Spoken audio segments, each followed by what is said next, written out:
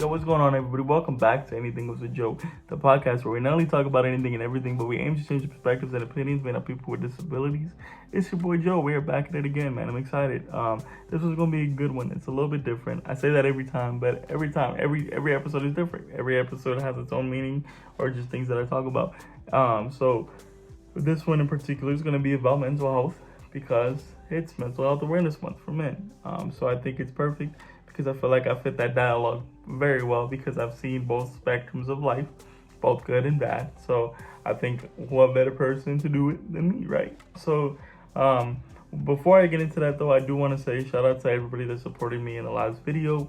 As of right now, we got about 30 views, which isn't big. It's not huge, but to me it's huge because it's something that I really took the time to kind of like put a piece of myself into. So I think that within that, seeing the results and seeing the fact that I resonated with you guys, super dope. And I'm so glad.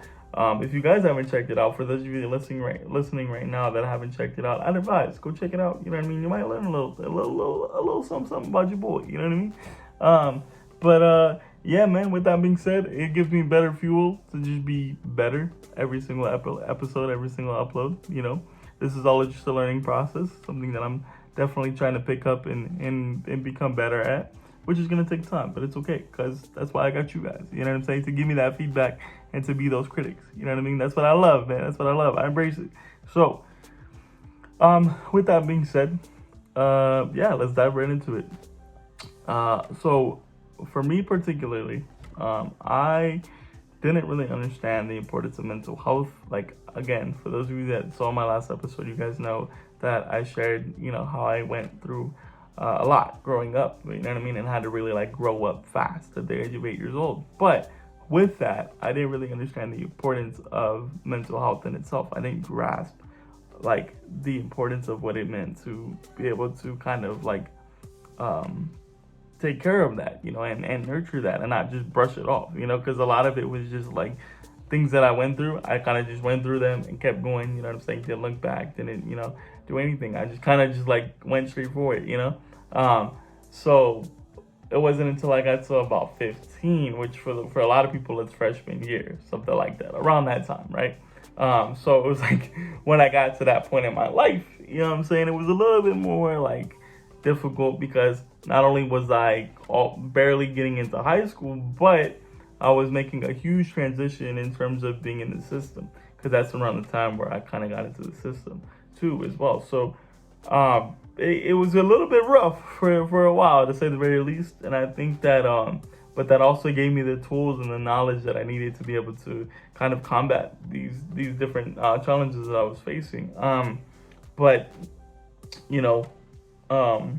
So around that time, I was going through what I was going through, and I didn't get therapy until I was about like, honestly, I would say like the first time I ever attempted therapy was probably like 16, 17, around there. And at first glance, you know what I'm saying, like just the idea of talking to somebody about my problems was a no-go for me, and for many reasons. But I think one of the biggest reasons was because I'm a very privatized person. Like, I don't really like to let people know things unless I absolutely have to, partly because I don't really like the idea of like complaining. I feel like when I'm telling somebody my problems, it's me complaining, which shouldn't really feel that way, but I don't know, that's just the way I've always perceived it. I am getting better at it now, though. I will say that. I am getting better with it now, but in the beginning it was very tough. It was very rough because, and I think a lot of that had to do with the system, because when you talk to your like social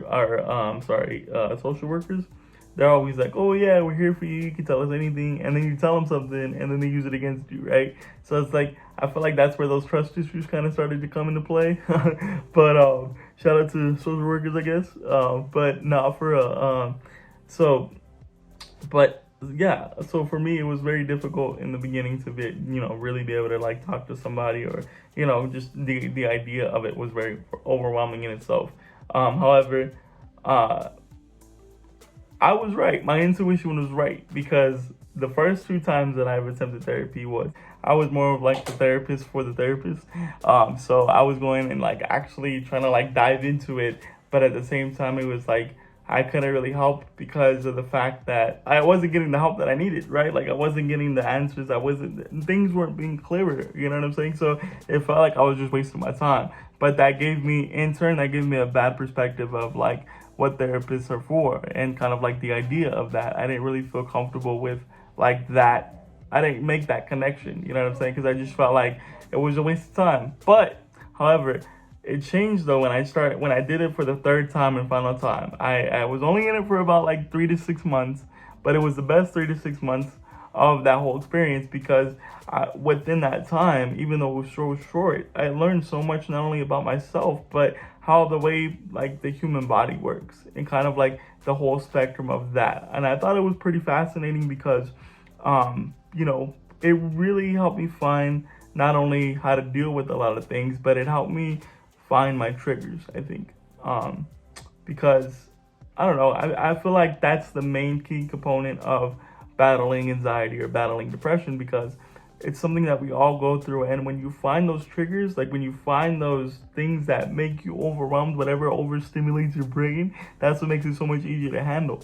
For me, I think I get very irritable for one, very irritable. So once I start feeling like I'm irritable, I like to kind of get myself out of that situation, whether it be going outside, whether it be writing something, because I love to write. I love to kind of not really write out my problems, but I like to put them in like raps and songs. And I talked about this last episode as well. But, so it's like, those are just things that I do to kind of escape. It used to be video games, believe it or not. But honestly, as of late, video games and me, I kind of just been pulling away from them. I'm not going to say that I stopped playing video games entirely because I'd be lying. But the amount of time that I would spend on video games was just bad. Like, completely horrible. Anybody in their right mind would be like, yo, what the hell are you doing? And like, my mother-in-law would always get on me. She'd be like, man, you got to get off them games, man. They're not going to do anything for you. They're not going to feed your brain or anything of that nature. And I would always just be like, no, I'm good. You know what I mean? Like, I just like, until you don't got it, until it becomes a vice, because that's ultimately what, your habits bring. It just becomes a vice, and we all have that one vice that we can't let go. For me, video games was that vice. Is it that vice anymore? Not as strong. I can say that 100% hardly. Again, did I stop playing them entirely? No. I still play them, but I feel like I do it more for the reward of things. If I have a good day or if I'm productive, then I'll go ahead and pop on the game because I earned that, right? Like for this for me right here, like talking to you guys is in itself, that's the biggest like therapeutic thing that I could do because I have the ability to kind of not only put my thoughts on a video, on a canvas, but also, I have the ability to say what goes up and what doesn't. You know what I mean? Like if I wanted to just pop on the recorder and just talk and just, vent and just kind of do my thing, I can do that and never have to post it because that's what I choose to do, right? So it's like, it's finding those balance. Like I think that the biggest thing for me that deterred me from playing video games is because I started doing this podcast and I started to interact with you guys and kind of like branch myself out of that like hole, you know what I'm saying? But that doesn't work for everybody. Some people have to start off small and that's okay. Like for me, my room, for instance, like it was always a mess. There was clothes everywhere. There was freaking bags of trash. There was like just so many different things, you know what I'm saying? And I was looking at it right now and it's so much better. Like because I feel like for the first time in a long time, I'm in a mental space where I feel content. I feel like I'm finally at a point where I can just chill, just breathe, just relax and just enjoy myself.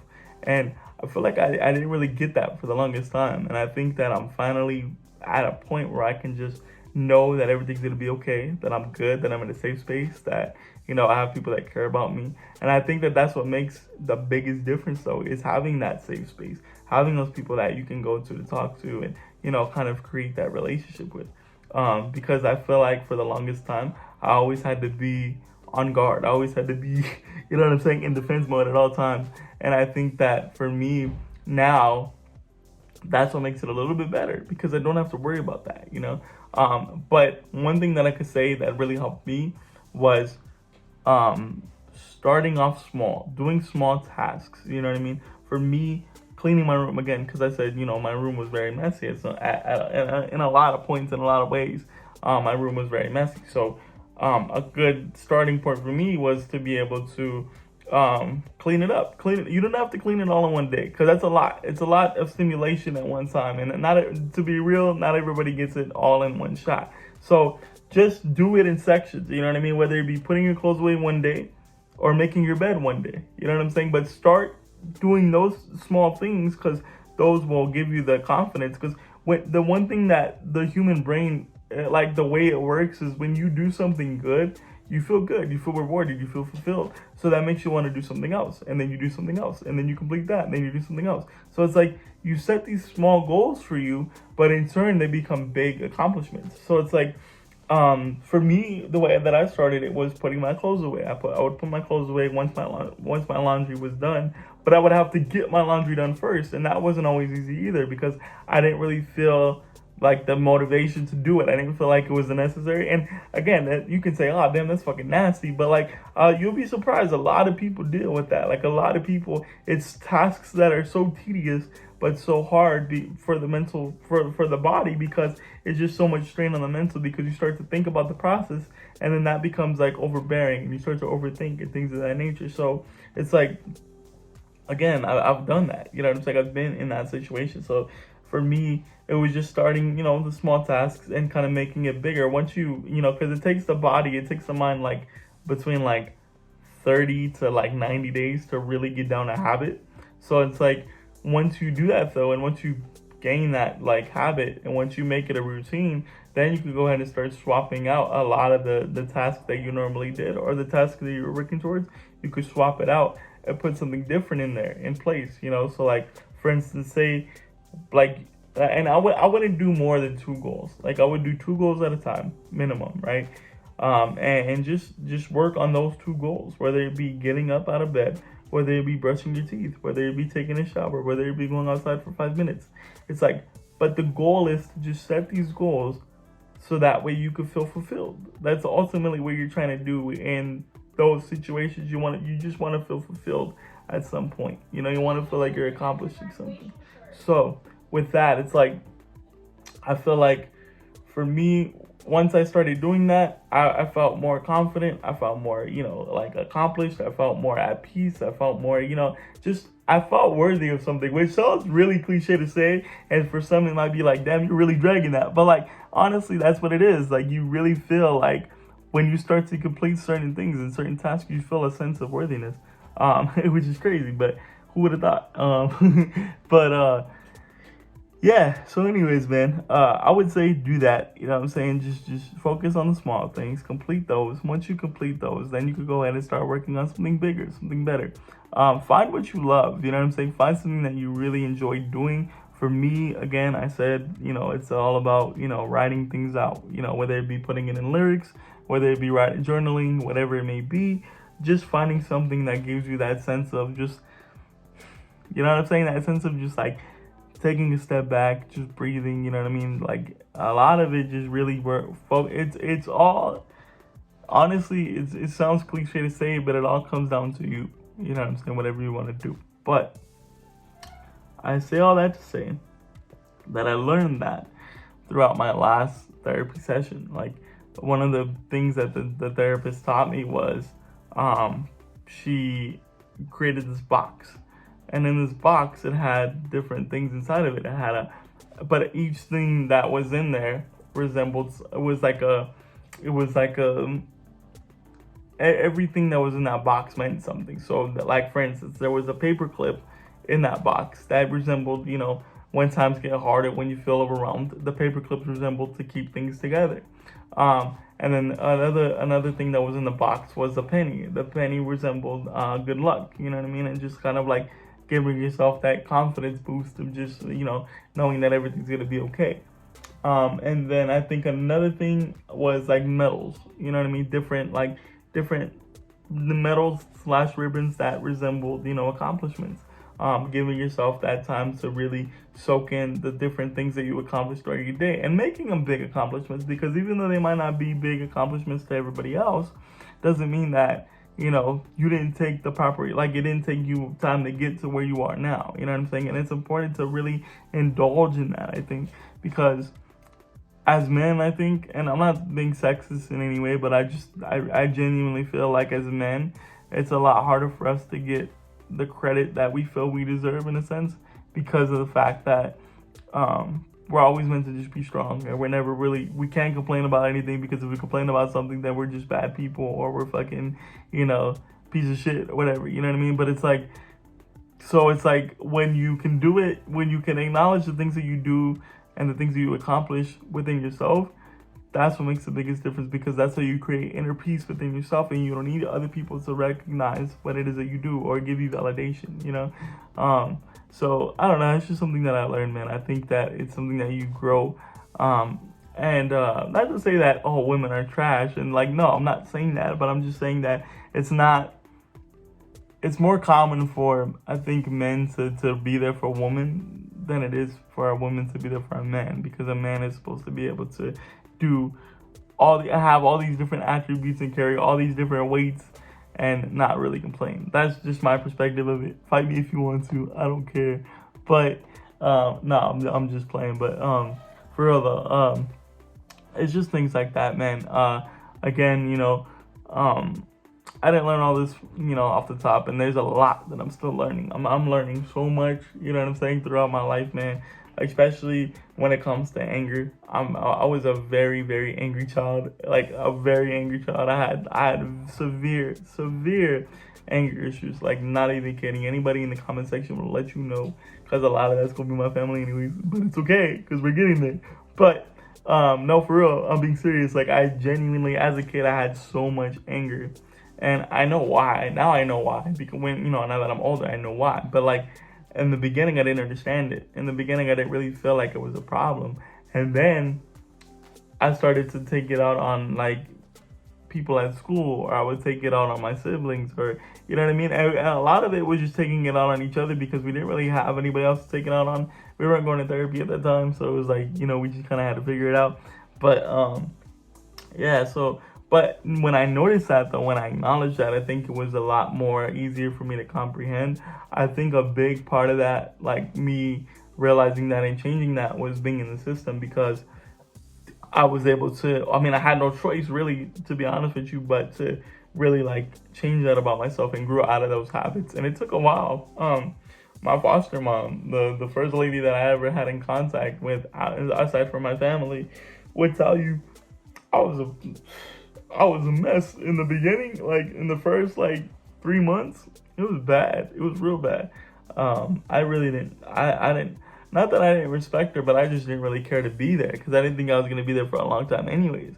So, we would just go back and forth all the time, arguing and stuff like that. But I commend her, though, for having the patience to just deal with me, because I was a handful, man. I really was. But I say all that to say, man, it's not what you go through, it's how you get through it. You know what I'm saying? And I say this a lot. I say it a lot, and I'm very heavy on it. And the reason why I'm so heavy on it is because I'm a product of that.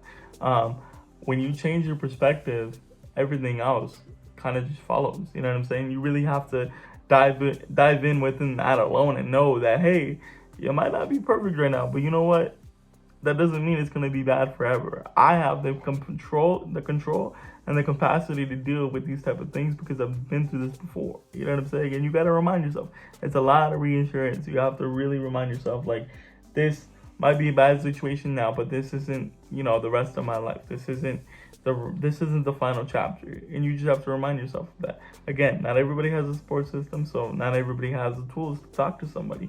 But I would encourage, especially for those with social anxiety, that's where you would really come into play. Like, you have to be able to kind of break out of that. You have to be able to be, like, the person that you want to be. But you have to, you don't got to start off strong and have a conversation with 20 people.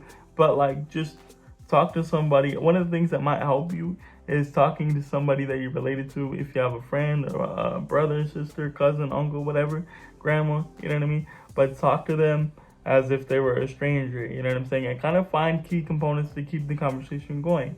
For instance, one of the examples that I'll give you is, for me, I'm a very visual person. So if I see something that I like, whether it be shoes, shirt, hat, pants, whatever, I say, hey, by the way, I like your pants, or I like your shirt. That's a dope shirt. Where'd you get it from? And then they're like, okay, I got it from here. You know what I'm saying? And that's what kind of ventures the conversation into fashion or wherever it is that you want to take it. But the important part to remember is there's always something to kind of navigate off of. But also too, it's important to kind of read body language, because sometimes the body language will tell you whether the person's interested in the conversation or if it's not. A lot of people don't like to have long conversations. Sometimes it's just a quick greeting, you know what I'm saying, and then they just leave it alone, and that's okay. I'm fine with that too, you know what I'm saying. Not everybody likes to be conversating 24/7, but I think that the reason why I bring that up in specifics is because I dealt with that, and again, doing this podcast and things of that nature really helped me kind of like get over that. And I think, in a sense, aside from me putting myself out there when going to school and things of that nature, like that also played a part too. But one of the bigger parts, I think, was just kind of like being able to share my thoughts, because my mind's racing 24/7. I'm always just going, you know what I mean? I'm on the go at all times.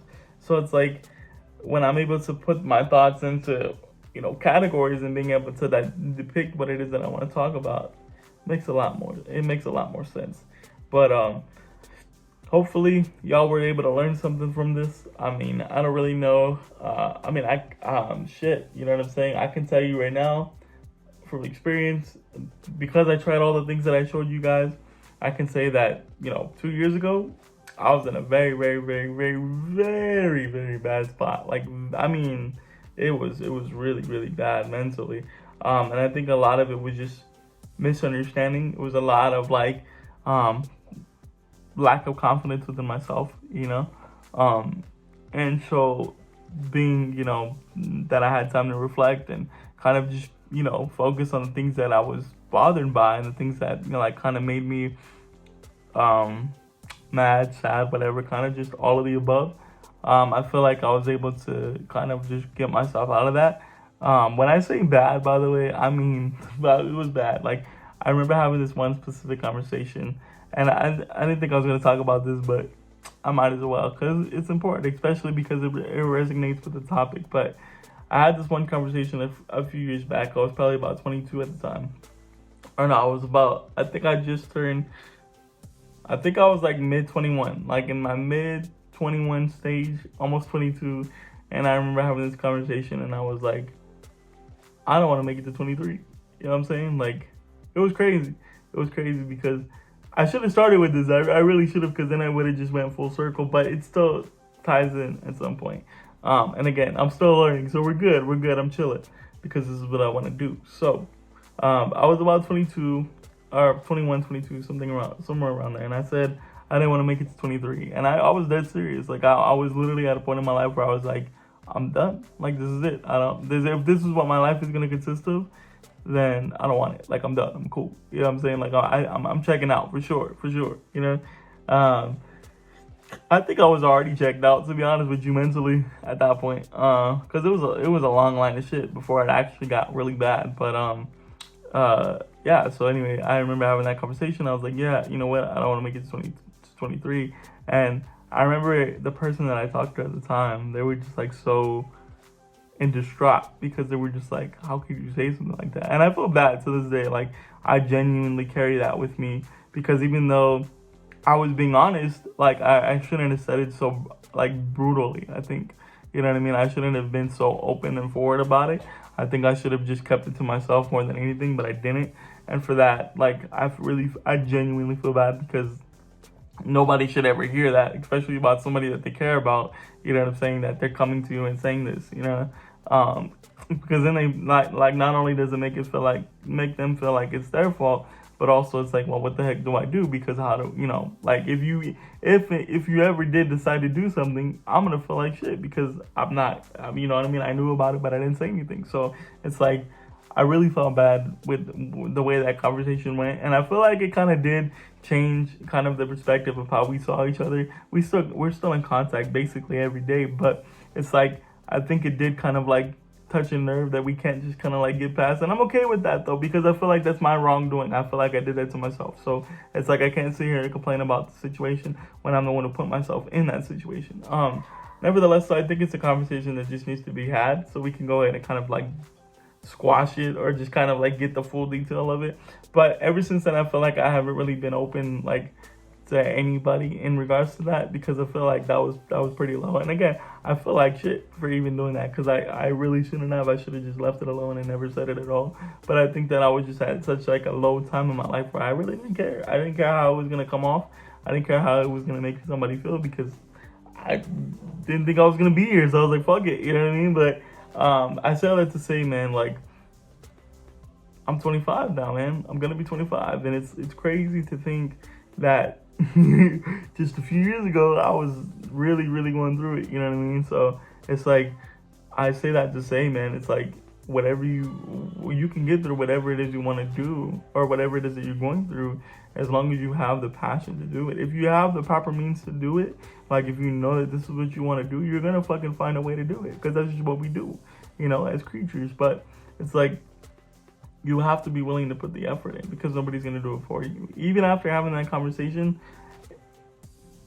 it made me feel worse, first of all. It made me feel way worse, because I was just like, I can't believe I just said that. Especially knowing the way that the person took it. Like, they were so, like, they were just so taken back by it. And, like, I just felt so bad. Like, I was thinking about that I was thinking about it the entire week, and I still think about it now. It doesn't affect me as much now, because I know that I meant it. I didn't mean it in a way where it was going to affect the person, but at the same time, I really didn't care how it came off. So it's like, but at the same time, I also know that I can't change that. So why am I going to focus on that, you know? And I think that we're still in contact now, like I said, so it's not like where we just stopped talking in general and I fucking scarred them for life, but you know what I mean? It's just like, or maybe I did, I don't know, but like, I say all that to say, man, you know, you got it. You're your biggest critic, but you're also the person that can help yourself the most, I think.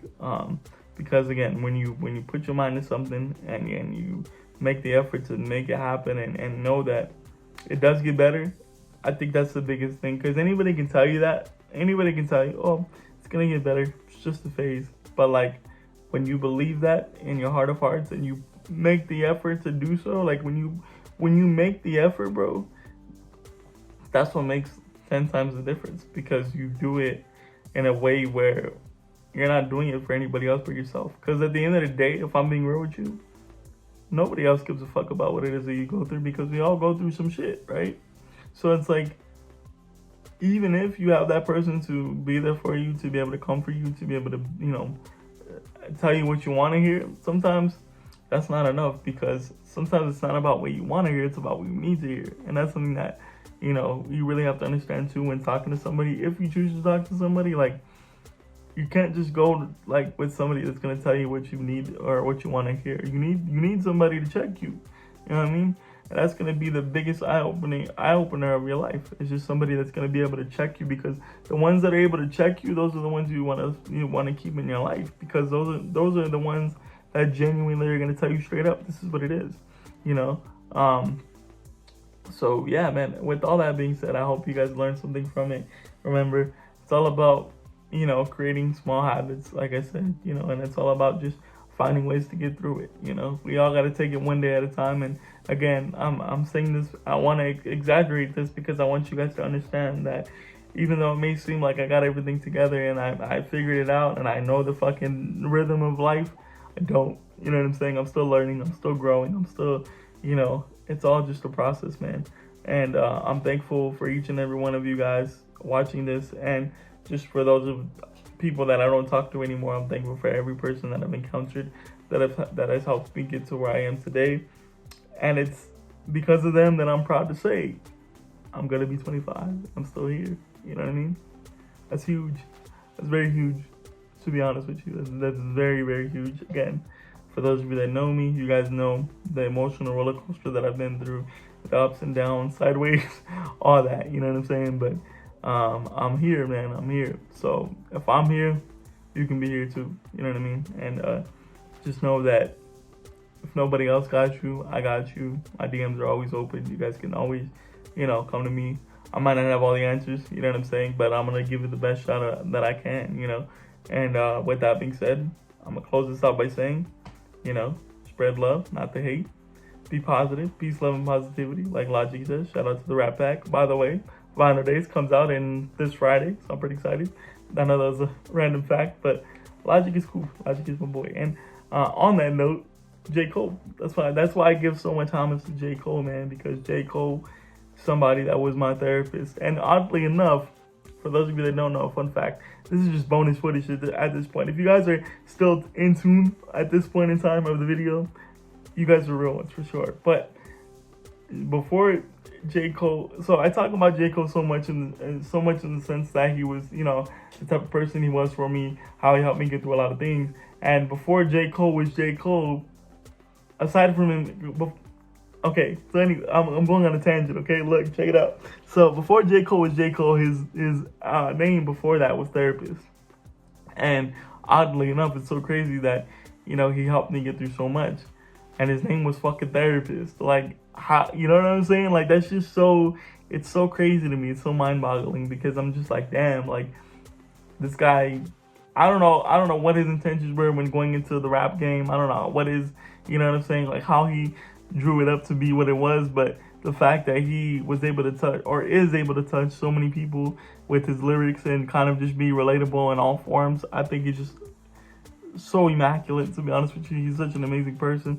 But yeah, no, I say that to say, man, like, you gotta find those people, and that's one of the things that's one of the people. He might not be related to me. He don't even know who the fuck I am. But at the end of the day, the messages that he puts out, the people, the things that he puts out to the universe makes me feel that even if I had nobody in my life, like no brothers, no sisters, no cousins, nothing, I still had him. You know what I mean? So it's like, even if you don't have somebody with you in physical form, you can still find those people that have been through what you've been through and be able to relate to whatever it is that you are going through, and that's why music is such a key component to my life. And that's why I feel like I'm so heavy with it in myself. I love music, man. I love writing music. I think it's a beauty. I think it's something that I really am passionate about.